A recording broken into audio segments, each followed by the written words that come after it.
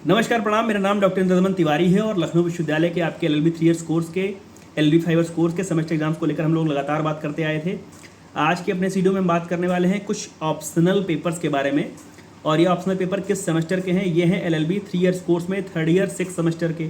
तो हम सबसे पहले बात करेंगे LLB 3 ईयर कोर्स में 3rd ईयर 6 सेमेस्टर का paper code 605A paper 5 elective group second का, कॉन्स्टिट्यूशनल ग्रुप A2 का। पेपर 2 है constitutional functionaries and Indian challenges. Means कि आपको इसमें कुछ जो कॉन्स्टिट्यूशन के अंतर्गत फंक्शन करने वाली फंक्शनरीज हैं उनके बारे में पढ़ना होता है, और जो भारत के चैलेंजेज हैं, जो भारत की समस्याएं हैं, भारतीय समस्याएं हैं, उसके बारे में पढ़ना होता है। 4 यूनिट का आपका सिलेबस है। पहली यूनिट इलेक्शन को लेकर के, इलेक्टोरल प्रोसेस को लेकर के है, जिसमें आपको पढ़ना होता है कि फ्री इलेक्शन का मतलब, फेयर इलेक्शन का क्या मतलब होता है, उसका जो बैकड्रॉप है, कहें कि चुनाव आयोग से थोड़ा बहुत उसको जोड़ सकते हैं कि चुनाव आयोग की क्या भूमिका होती है ये फ्री फेयर टाइप का इलेक्शन कराने में, और आपके जो अधिकारों की बात है। इलेक्शन कमीशन ऑफ इंडिया की क्या भूमिका है, उसकी पावर, फंक्शन, जुरिडिक्शन, उसके सब चीज़ों के विषय में आता है। तीसरा टॉपिक है रिप्रेजेंटेशन ऑफ पीपल्स और कंटेम्परेरी इश्यूज़, जिसमें आपको रिप्रेजेंटेशन ऑफ पीपल एक्ट के बारे में थोड़ा बहुत पढ़ना होता है। आपको यहाँ पे जानना होगा कि आपका जो राइट टू वोट है वो किस प्रकार का अधिकार है, क्या वो कॉन्स्टिट्यूशनल राइट है, या वो लीगल राइट है, या वो किसी अन्य प्रकार का राइट है। तो वहाँ पर आप जब राइट टू वोट के बारे में पढ़ते हैं तो ये रिप्रेजेंटेशन ऑफ पीपल्स और रिप्रेजेंटेशन ऑफ पीपल्स एक्ट दोनों लाइट में आ जाता है। दूसरी यूनिट लोकल सेल्फ गवर्नेंस की है। आपने कॉन्स्टिट्यूशन में 73rd अमेंडमेंट, 74th अमेंडमेंट संशोधन पढ़ा हुआ है, जिसमें आपको त्रिस्तरीय पंचायत के बारे में पढ़ना होता था। तो वहाँ से आपको मदद मिल जाएगी। लोकल सेल्फ गवर्नेंस के बारे में क्या मतलब है, बैकड्रॉप क्या है, कॉन्स्टिट्यूशनल प्रोविजंस कहाँ पे भारत के संविधान में दी हुई है चीज़ें। लोकल सेल्फ गवर्नेंस के अंतर्गत कंपोजिशन, पावर्स, फंक्शंस को लेकर के आप चीज़ें पढ़नी होती हैं। लोकल सेल्फ गवर्नेंस के जो कंटेम्परेरी इशूज़ हैं वो पढ़ने होते हैं। हर चीज़ में ये कंटेम्परेरी इशूज़ जुड़ा हुआ है। तीसरी यूनिट है कॉन्स्टिट्यूशनल गवर्नेंस की और करप्शन की। बहुत सारा आप नाम सुनते होंगे बार बार कि कैग की रिपोर्ट आई है, CVC की रिपोर्ट आई है।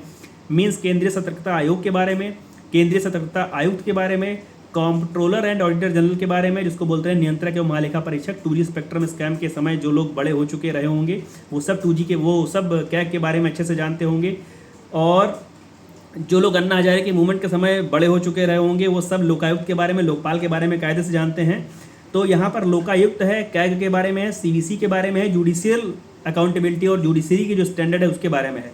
डिलीवरी या पब्लिक सर्विस डिलीवरी का क्या मतलब आप समझते हैं, और सिटीजन चार्टर से आप क्या समझते हैं, क्या व्यवस्था है सिटीजन चार्टर की। चौथी यूनिट कॉन्स्टिट्यूशनल गवर्नेंस की है, चैलेंजेस की है। खैर जब जिस समय ये सिलेबस बना रहा होगा उस समय कश्मीर प्रॉब्लम रही होगी। आज की डेट में कश्मीर प्रॉब्लम आर्टिकल 370 के लिहाज से कोई प्रॉब्लम नहीं रह गई है। अन्य समस्याएं बिल्कुल हैं, पहलगाम किस्म की समस्याएं अनवरत हैं, लेकिन जो ये कॉन्स्टिट्यूशनल प्रॉब्लम के तौर पर, कॉन्स्टिट्यूशनल गवर्नेंस के तौर पर कश्मीर प्रॉब्लम थी, वो थोड़ा सा आउटडेटेड हो चुकी है। दूसरी चीज़ है administration of tribal areas. Tribal areas के लिए कहें कि जो जनजातीय क्षेत्र हैं, जो जनजाति जहाँ पर रहती हैं, वहाँ के लिए कुछ प्रशासन के विशेष नियम हैं, विशेष कायदे हैं, विशेष कानून हैं, उनको पढ़ना होता है। अफर्मेटिव एक्शन ऑफ स्टेट क्या कर रहा है अफर्मेटिव एक्शन, ताकि जो कॉन्स्टिट्यूशनल गवर्नेंस है और उसके आगे जो चैलेंजेज हैं वो थोड़ा सा सर झुका करके रहें। तो वो कंटेम्परेरी इशूज़ पढ़ने हैं। उसके बाद नीति आयोग, पहले योजना आयोग हुआ करता था, अभी नीति आयोग है। इंटर स्टेट वाटर डिस्प्यूट का मतलब क्या होता है, inter state water dispute means दो राज्यों के बीच में। और तीसरी चीज़ है नेशनल डेवलपमेंट काउंसिल, NDC, राष्ट्रीय विकास परिषद से आप क्या समझते हैं। आपके लिए इंपॉर्टेंट टॉपिक्स की बात कर लें तो आपको देखिए सबसे पहला सवाल एक मिलने वाला है फ्री इलेक्शन से, फेयर इलेक्शन से। और अभी हाल में जो इलेक्शन के दौरान कहें कि जो मैल प्रैक्टिसेज हैं, कहें कि बूथ कैप्चरिंग हो गई, या कहें कि इतनी बार EVM पर सवाल उठते हैं, मैं नहीं उठा रहा हूँ, EVM पर सवाल उठते हैं, या EVM की पारदर्शिता को लेकर के, EVM की सच्चाई को लेकर के, EVM की ईमानदारी को लेकर के, EVM की बेईमानी को लेकर के। तो जो एक सवाल इस प्रकार का अभी एक कहें कि परिदृश्य में एक तैरता रहता है, घूमता रहता है, जिस भी समय चुनाव आता है तो लोग कहते हैं कि नहीं ये चुनाव बैलेट से होना चाहिए, ये चुनाव EVM से होना चाहिए। तो जो फ्री इलेक्शन की जो एक फ्री इलेक्शन का जो कंसेप्ट है, और जिस समय आप ये पढ़ रहे हो, मैं आपसे निवेदन करूंगा कि एक बार आप TN सेशन साहब का जो योगदान है मुख्य चुनाव आयुक्त के रूप में, TN सेशन साहब का जो योगदान है उसको जरूर पढ़िएगा।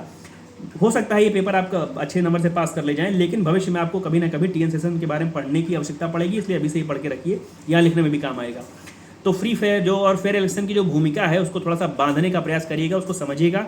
दूसरा सवाल, इलेक्शन कमीशन ऑफ इंडिया का मतलब क्या होता है, इलेक्शन कमीशन ऑफ इंडिया से आप क्या समझते हैं, किस प्रकार की पावर्स उनके पास है, कौन कौन से चुनाव वो कराते हैं। अब आपसे अगर सवाल पूछ लिया जाए कि ग्राम प्रधानी के चुनाव का जो अधिसूचना है वो कौन जारी करता है, या कहें परिसीमन जो है डिलिमिटेशन है वो कौन करता है। तो ग्राम पंचायत का चुनाव हो, जिला पंचायत का चुनाव हो, क्षेत्र पंचायत का चुनाव हो, विधानसभा का, लोकसभा का आम चुनाव हो, सब चुनाव का पढ़ लीजिएगा कि चुनाव करवाता कौन है। यहीं पर आपसे राष्ट्रपति का चुनाव, उपराष्ट्रपति का चुनाव पूछा जाए तो भी सतर्क रहने की आवश्यकता है।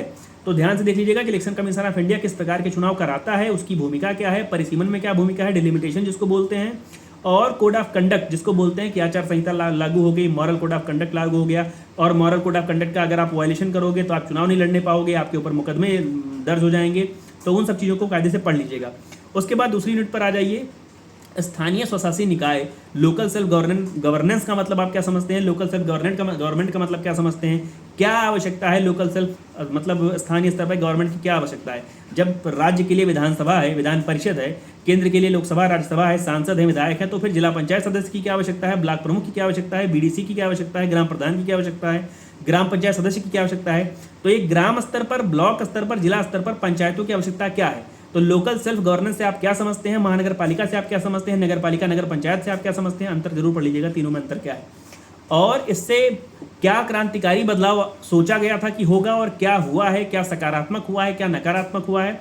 समीक्षा करने की दृष्टि से कह लें, एक सवाल आपको यहाँ से मिल सकता है कि समीक्षा करिए, मूल्यांकन कीजिए कि क्या लोकल सेल्फ गवर्नेंस का जो सिस्टम है, जिस उद्देश्य से लाया गया था, जिस मंशा के साथ लाया गया था हमारे संविधान निर्माताओं ने, या बोलें कि जो संशोधन के बाद चीज़ें जोड़ी गई, जो जिस उद्देश्य से जोड़ी गई थी, क्या वो हो पाया कि नहीं, तो उसको समझ लीजिएगा। दूसरी चीज़, उनके पास क्या पावर्स हैं, नगर पालिका के पास क्या पावर्स हैं, नगर पंचायत के पास क्या पावर्स हैं, ग्राम पंचायत के पास, महानगर पालिका के पास, अपने अपने क्षेत्र में उनके पास क्या पावर्स हैं, किस प्रकार के टैक्सेस का इम्पोजिशन कर सकती हैं, किस प्रकार से वो विकास कार्य के लिए किस मद में पैसा निकाल सकते हैं, कहाँ व्यय कर सकते हैं, इस प्रकार के उनके पावर्स फंक्शंस को आप कायदे से पढ़ लीजिएगा। उसके बाद हम लोग तीसरी यूनिट में बढ़े, वहाँ पर आपको सीवीसी पढ़ना है, कैग पढ़ना है, दोनों कायदे से पढ़ करके आइएगा। सीवीसी के पावर्स फंक्शंस, सीवीसी का काम क्या है, क्या सीवीसी का काम यह है कि अगर स्टेट गवर्नमेंट का कोई एक एम्प्लॉय है, क्या उत्तर प्रदेश सरकार के किसी कर्मचारी के ऊपर सीवीसी अभियोजन शुरू कर सकती है, मुकदमे शुरू कर सकती है, कार्यवाही शुरू कर सकती है, या सीवीसी का अपना एक दायरा है। तो सेंट्रल विजिलेंस कमीशन या केंद्रीय सतर्कता आयोग का क्या मतलब होता है, केंद्रीय सतर्कता आयुक्त से आप क्या समझते हैं, उस आयुक्त की पावर्स क्या होती हैं, फंक्शंस क्या होते हैं, उसको कायदे से आप पढ़ करके समझ के जाइएगा। दूसरी चीज़ होती है कैग। कैग के बारे में हम ये जरूर कहेंगे कि एक समय जिस समय 2G स्पेक्ट्रम का जो बड़ा स्कैम हुआ था 1,76,000 करोड़ रुपए का, खैर बाद में तो उसमें कुछ पिक्चर लगी थी, विनोद राय साहब का जिस समय वो दौर था, उस समय कैग के बारे में हर व्यक्ति परिचित था कायदे से, लेकिन बीच में एक समय ऐसा आया कि कैग थोड़ा सा अप्रासंगिक किस्म का हुआ, या कहें कि वो पुराना हो गया। तो मतलब पुराना मैं नहीं कह रहा हूँ, मैं ये कह रहा हूँ कि थोड़ा सा उसकी चर्चा कम हुई।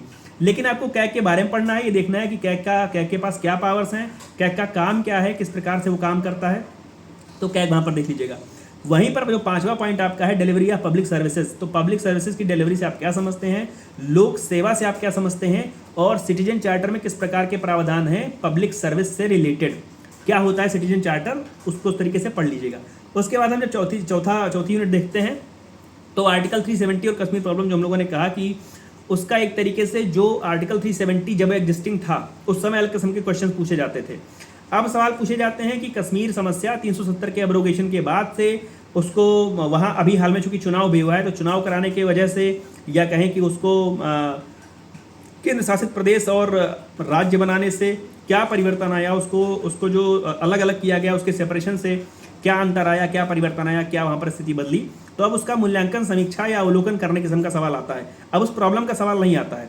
तो अगर आप अभी हाल में थोड़ा बहुत जागृत होंगे, अखबार न्यूज़ टीवी पढ़ रहे होंगे, तो आपको पता है कि कश्मीर में क्या अंतर आया है, क्या परिवर्तन आया है, और जहाँ पर कभी भारत का तिरंगा नहीं फहरा सकते थे, वहाँ पर अब तिरंगा भी फहराया जा रहा है, वहाँ के पर्यटन में भी बड़ा बढ़ावा हो रहा है पहलगाम की घटना के पहले। तो वो जो समस्या है उसको आप देख लीजिएगा एक बार। यहाँ से जो आपके लिए जरूरी चीज़ है वो देखिए, पहली चीज़ तो नीति आयोग के बारे में जान लीजिए कि नीति आयोग के पास क्या, नीति आयोग का काम क्या होता है। नीति आयोग जिस जगह पर आई है, मीन्स नीति आयोग के पहले जो इकाई थी उसका काम क्या था, नीति आयोग के पास क्या काम है, थोड़ा सा अंतर क्या है उसको देख लीजिएगा, समझ लीजिएगा। नेशनल डेवलपमेंट काउंसिल का काम धाम देख लीजिएगा, राष्ट्रीय विकास परिषद जिसको बोलते हैं, उसमें कौन लोग होते हैं, कौन लोग शामिल होते हैं, किस प्रकार से उसकी बैठकें होती हैं, उसका कोरम क्या होता है, उसका जो प्रस्ताव होता है टेबल पे कैसे रखा जाता है। टेबल पे कैसे रखे जाने का मेरा मतलब ये कि प्रस्ताव पटल पे कैसे रखा जाता है, स्टडी टेबल की बात मैं नहीं कर रहा हूँ। और बस एक चीज़ वहाँ पर यह है कि अभी हाल में अगर भारतवर्ष के किसी दो राज्य में पानी को लेकर के झगड़ा हो रहा है, अभी मुझे याद आ रहा है कुछ दिन पहले कावेरी नदी के पानी को लेकर के शायद तमिलनाडु कर्नाटक या कर्नाटक से लगे हुए किसी दो राज्यों मतलब आपस में विवाद था। तो पानी के झगड़े के मामले में इंटर स्टेट वाटर डिस्प्यूट्स के मामले में किसके पास शक्ति है, किसके पास ताकत है, किसके पास उसका निस्तारण करने की शक्ति है, रिट्स करेंगे, क्या करेंगे, कैसे करेंगे, इसको आप देख लीजिएगा, समझ लीजिएगा। तो आप सभी को ढेर सारी शुभकामनाएं। मुझे लगता है आपका ये आखिरी पेपर है और LLB 3 ईयर्स कोर्स में 3rd ईयर 6 सेमेस्टर में आपका जो 3 साल का कार्यकाल बोलें या 3 साल का बोलें कि जो पढ़ाई का समय था वो अच्छा बीता होगा। ढेर सारी शुभकामनाएं आप सभी को, आपके उज्जवल भविष्य के लिए मैं प्रार्थना करूंगा ईश्वर से। बाकी यदि आपको LLM करना है या PG वगैरह का कोर्स करना है, लखनऊ विश्वविद्यालय यानी जो जानकारी चाहिए, तो इस चैनल पर आपको लगातार मिलती रहेगी। खुद भी जुड़े रहिएगा, अन्य लोगों को भी जोड़िएगा। मेरी ओर से आप सभी के भविष्य के लिए, स्वर्णिम भविष्य के लिए ढेर सारी शुभकामनाएं। धन्यवाद, प्रणाम, जुड़े रहिएगा।